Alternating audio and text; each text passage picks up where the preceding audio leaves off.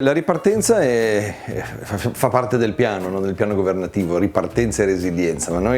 per noi è diverso, cioè per noi è stato molto difficile questo periodo perché stare lontani dal pubblico per noi è una privazione, ma non soltanto economica, perché il teatro poi alla fine lo sappiamo tutti quanti, lo si fa più per passione che per guadagno, ma è per tutto l'ambiente teatrale, cioè per le persone che ci lavorano, per il pubblico che ci è mancato e anche per noi stessi, perché abbiamo bisogno di tornare, di riprendere. E la ripresa è difficile, nel senso che è un po' come ridebuttare di nuovo, fare un nuovo debutto, dopo un anno e mezzo di fermo, oppure di didattica a distanza, di teatro a distanza, di streaming, queste che sono soluzioni, sono delle panacee.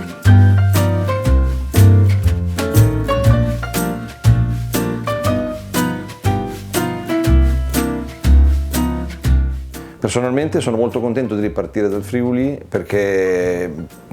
è una terra che mi è sempre piaciuta. Mi è piaciuto il carattere delle persone friulane, ho vissuto quando ero più giovane la fase del terremoto del Friuli ed è stato per me è un ricordo indelebile e sono già venuto qua nel 2002 a portare uno dei miei primi spettacoli e tornare 20 anni dopo. Oddio, dà anche la sensazione di essere invecchiati, ma è molto piacevole perché tornare in luoghi che ami è sempre bello.